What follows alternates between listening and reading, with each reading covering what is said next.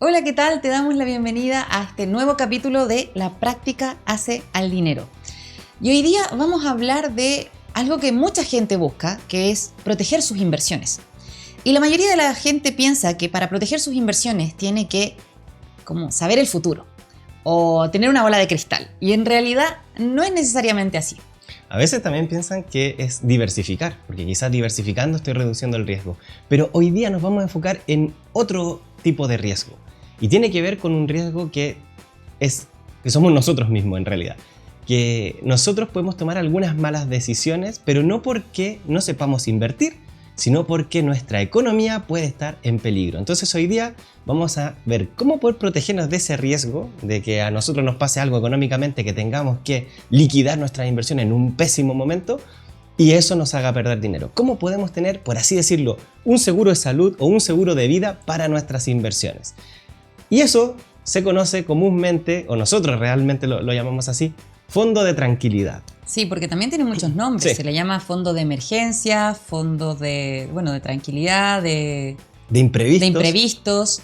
Entonces tiene varios nombres y antes de empezar a hablar del fondo de tranquilidad, sí quiero dejar súper en claro que la mayor protección que nosotros le podemos dar a nuestras inversiones siempre tiene que ver con el conocimiento. O sea, muchas personas pierden dinero porque no sabían exactamente qué es lo que estaban haciendo con ese dinero. Así que el punto base es que trabajes en ese conocimiento. Pero ya con eso listo, como decía Jaime, ya podemos hacer otras cositas, que es trabajar en nuestro fondo de tranquilidad. Porque el fondo de tranquilidad lo que hace es como blindar nuestras inversiones. Y yo siempre le digo a las personas que me preguntan, oye, ¿cómo puedo empezar a invertir en bolsa, que es donde nosotros más invertimos? Yo siempre pregunto, ¿tienes ahorros? Y esa pregunta tiene que ver con dos cosas. La primera es que si una persona tiene ahorros, quiere decir que tiene solvencia en sus finanzas personales.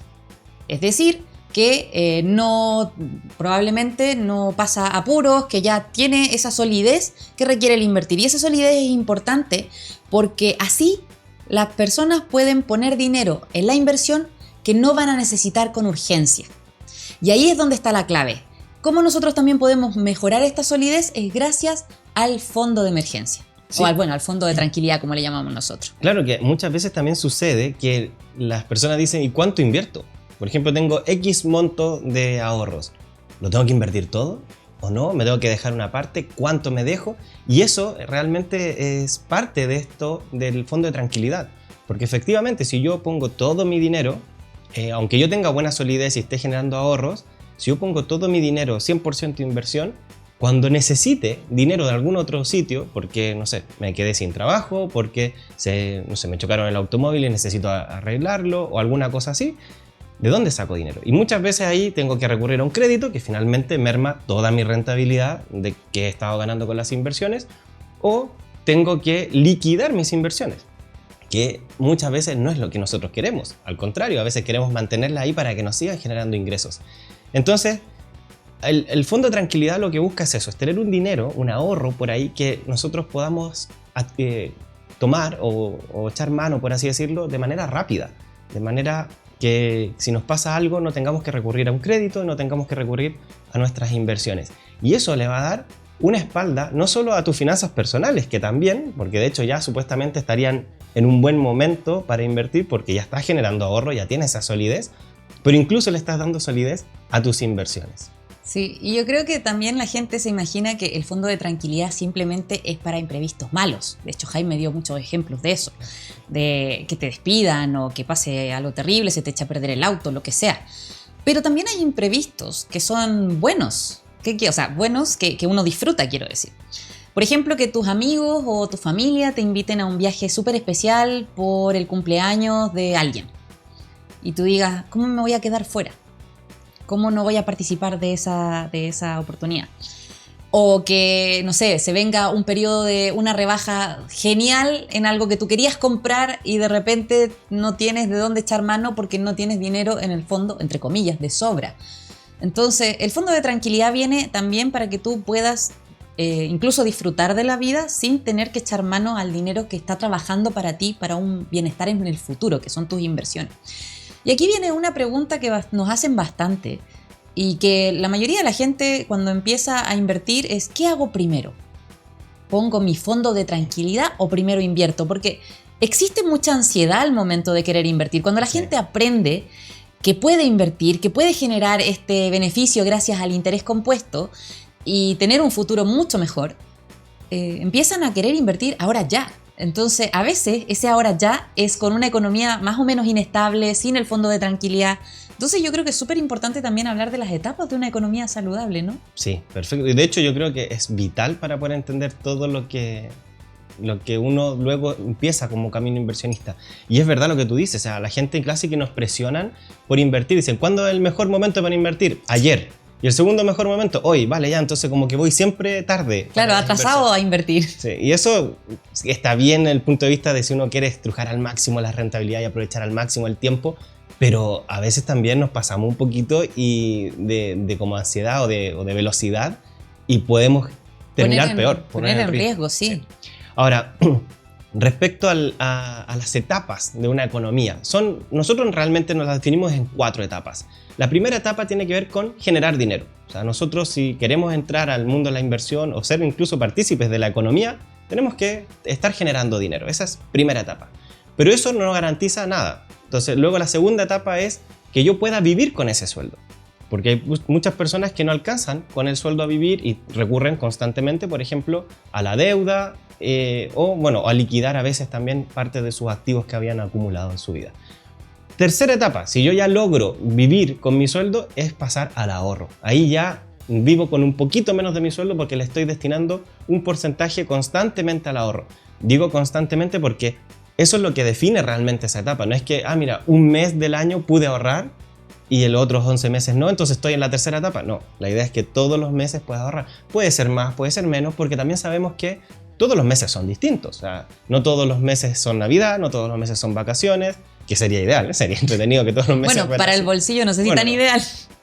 Y la cuarta etapa, cuando yo ya estoy generando ahorro de manera consistente, ahí viene la cuarta etapa, que es las inversiones. Entonces, cuando nosotros queremos saltarnos etapas, si yo estoy generando dinero pero todavía no llego a fin de mes de forma cómoda y ya quiero pensar en invertir, estoy poniendo en riesgo mis inversiones.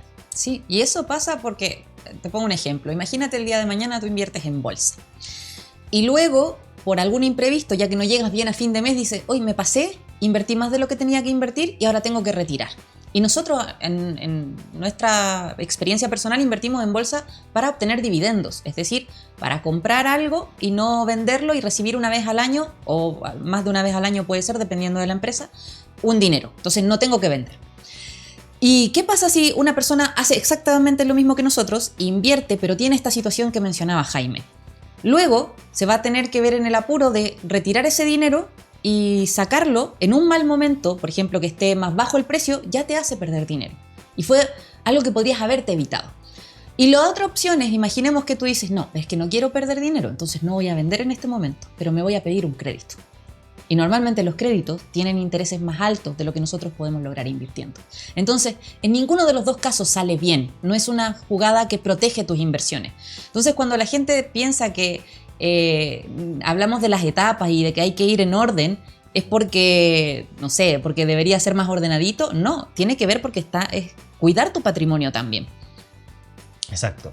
Ahora, respecto al fondo de tranquilidad, que es justamente lo que nos busca, es esa tranquilidad del patrimonio, la tranquilidad de las inversiones, pueden salir muchas preguntas y es, vale, ¿cuánto dinero? Está bien, voy a tengo X monto para invertir, ¿cuánto me dejo? Y eso es una respuesta que es muy compleja de darla de manera genérica, pero igual vamos a decir acá un par de directrices. ¿Y por qué digo que es compleja? Porque la situación financiera de cada persona es muy distinta. Entonces, por ejemplo, en la literatura referente a inversiones o finanzas personales se habla de tener entre 3 a 6 meses de gastos. Que puede ser verdad, o sea, entre 3 y 6 meses no nos vamos a equivocar mucho de tener esa cantidad de gastos. ¿Eso qué quiere decir? Que si yo gasto $1,000 en un mes, tengo que tener entre 3.000 y 6.000 ahorrados en alguna parte donde yo pueda tomarlos de forma rápida. Y luego, todo lo que exceda ese monto de ahorro va a las inversiones. ¿Por qué? Porque después de eso ya se vuelve también un poco ineficiente seguir ahorrando.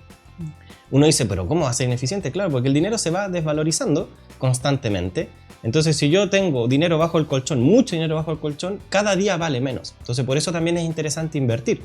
Pero no podemos invertir el 100% si queremos tener este seguro de vida o de salud para nuestras inversiones.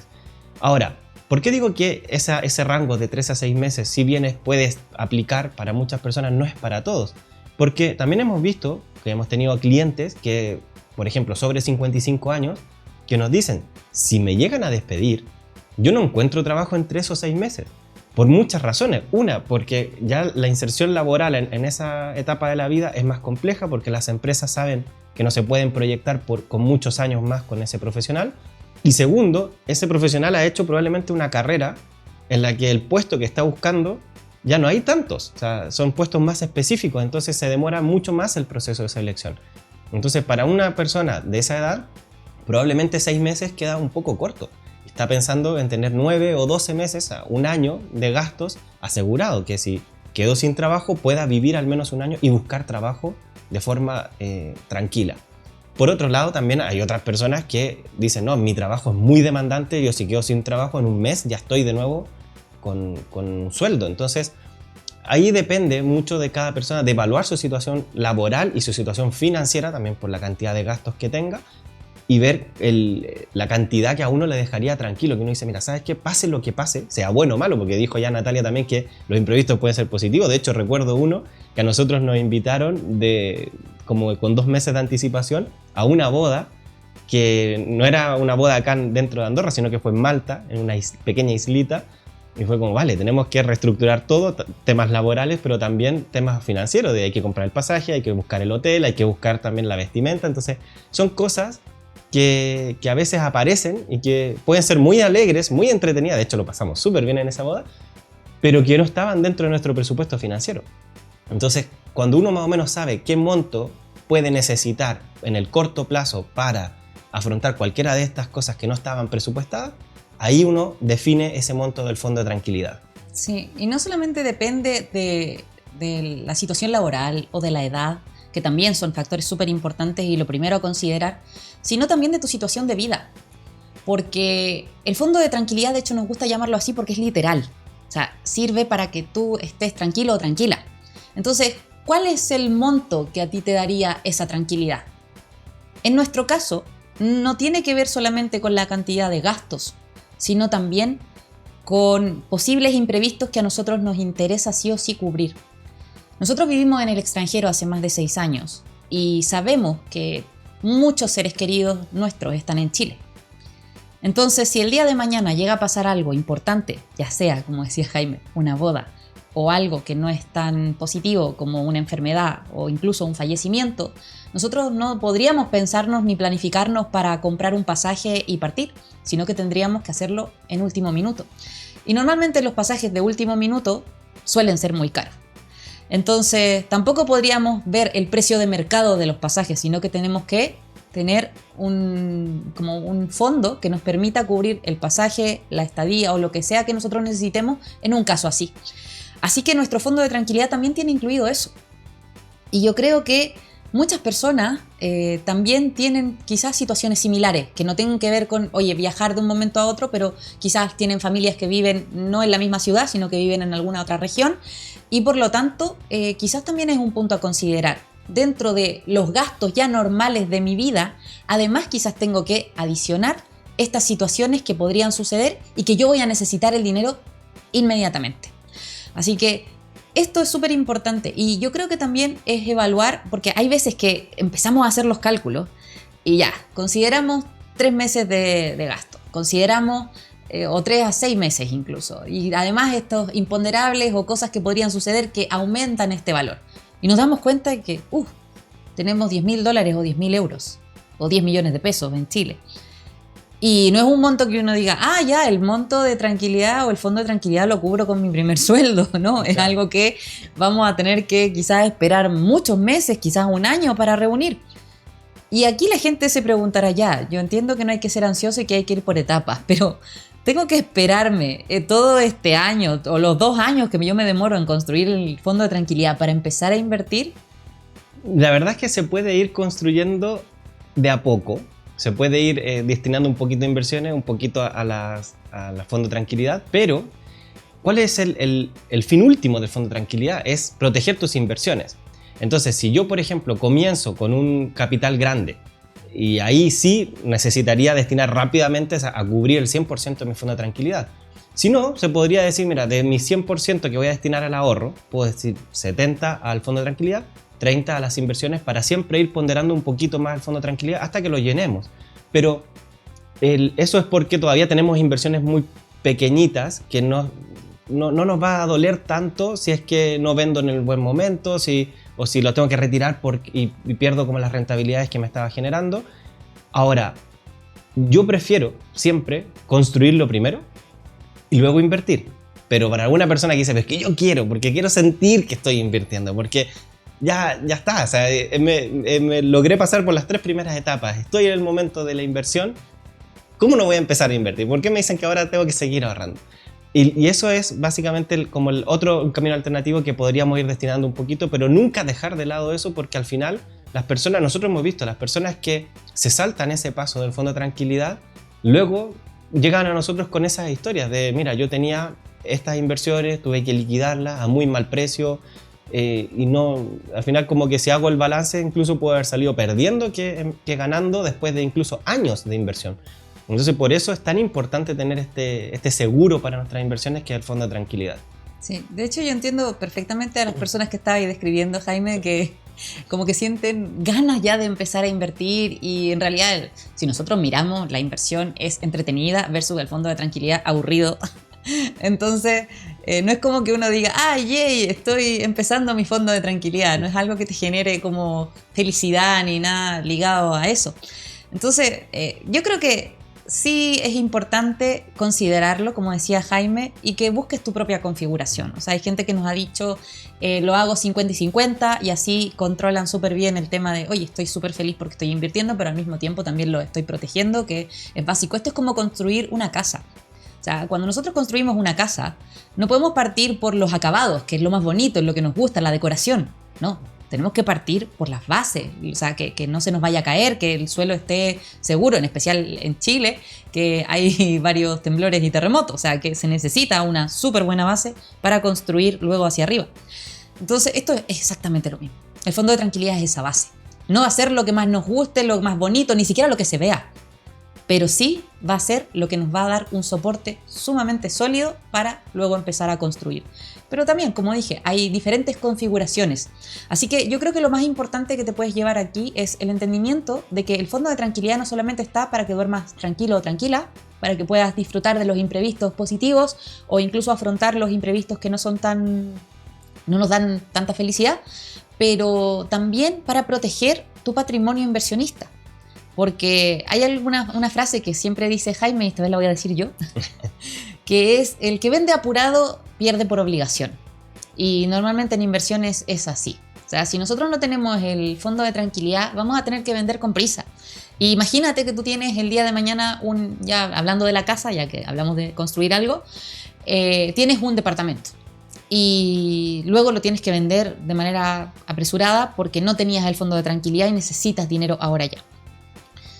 Y si tienes que venderlo para mañana, no lo puedes poner a precio de mercado. O sea, un inmueble se puede tardar, de hecho hablábamos de inmuebles en un capítulo anterior, un inmueble hoy en día se puede tardar entre 3 a 6 meses, y eso es en el mejor de los casos. Sí. O sea, hay veces en que se tarda 1 año y medio, 2 años.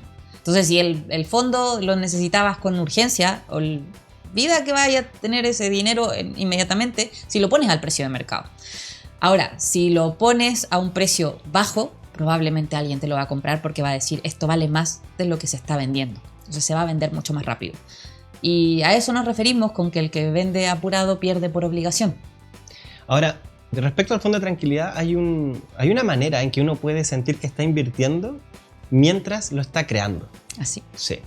Y eso es un mecanismo de inversión, que más que de inversión, porque no es que crezca tanto tu dinero, pero sí que se va valorizando un poquito y que está prácticamente en todos los países, es el depósito a plazo. El depósito a plazo, tú le entregas dinero al banco y el banco te da un porcentaje de rentabilidad. Como digo, pequeñito, quizás hay inversiones más rentables, pero es bastante seguro. Entonces, cuando uno va llenando este fondo de tranquilidad, lo puede ir poniendo en depósito a plazo y ve como todos los meses, si yo el mes pasado puse X monto, este mes voy a tener X más un poquito. Entonces digo, bueno, al menos veo que está creciendo algo el dinero. Y sigo inyectando hasta que tenga ya mi fondo de tranquilidad.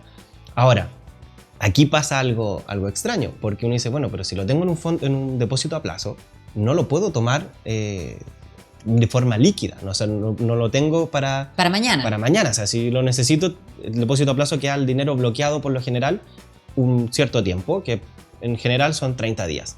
Entonces, si yo lo dejo en 30 días, son 30 días que yo no puedo tocarlo, entonces deja de cumplir el rol del fondo de tranquilidad.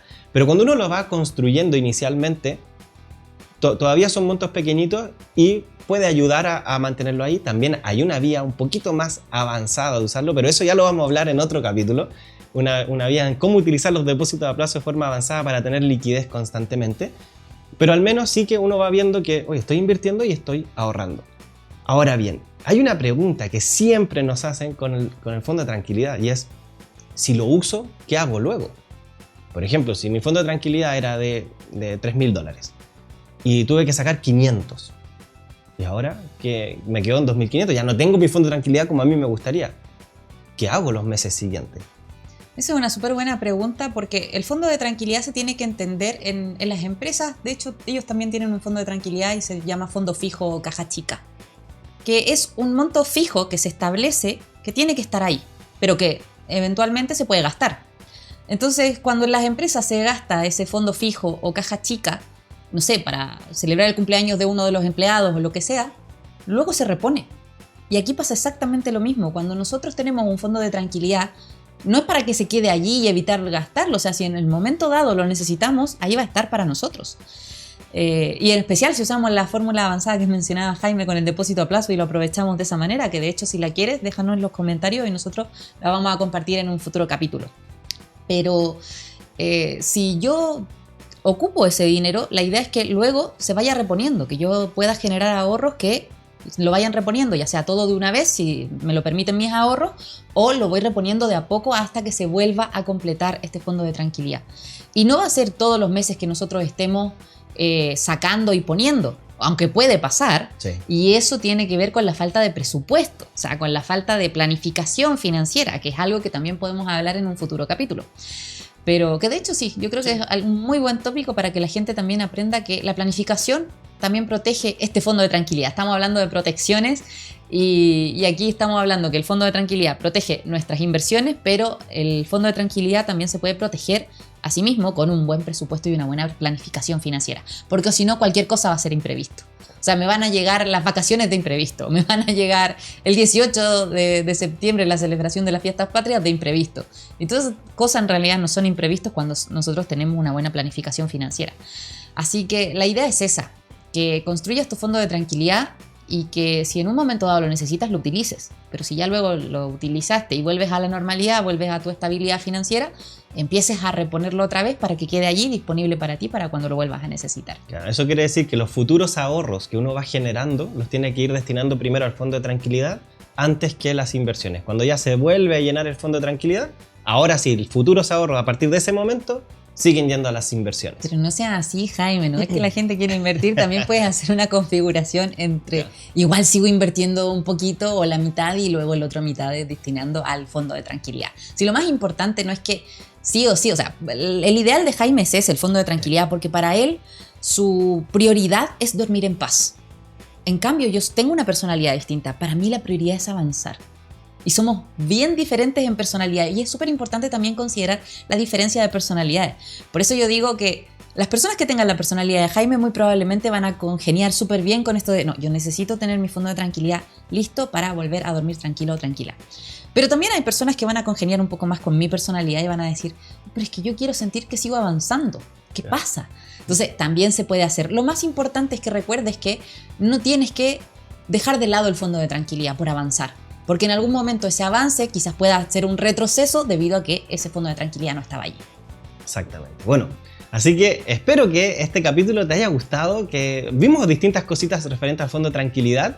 Muchas cosas que normalmente se habla del fondo de tranquilidad o fondo de emergencia o fondo de imprevisto, como le quieran decir, pero pocas veces aterrizan algunas cosas que nosotros las hemos visto por preguntas de clientes. Dice, ¿pero cómo? ¿Dónde lo tengo? Pero si lo quiero invertir, pero ¿y si lo utilizo?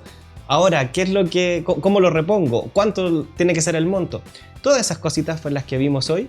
Y espero que también a ti te haya gustado este capítulo. Contamos también un par de cositas de cómo lo manejamos nosotros, de cómo son nuestras personalidades, de cosas de imprevisto que también nos pasaron, que pueden ser, como decíamos, buenas o malas. Y también espero que también nos cuentes aquí en los comentarios si tú tienes un fondo de tranquilidad y si estás en proceso de crearlo, si es primera vez que te enfrentas a este nuevo concepto y dices, ¡ay, mira, sí, ahora quiero crear mi fondo de tranquilidad para tener como asegurado a mis inversiones! Así que te esperamos en los comentarios porque nosotros este podcast no lo hacemos para solamente hablar entre nosotros, sino que también queremos conversar contigo, conocer tus intereses para seguir creando capítulos que te ayuden a crecer financieramente. Y bueno, nos vemos en un próximo capítulo, te esperamos allí. Un abrazo y que tengas un lindo día. Chao, chao. Y recuerda, la práctica hace el dinero.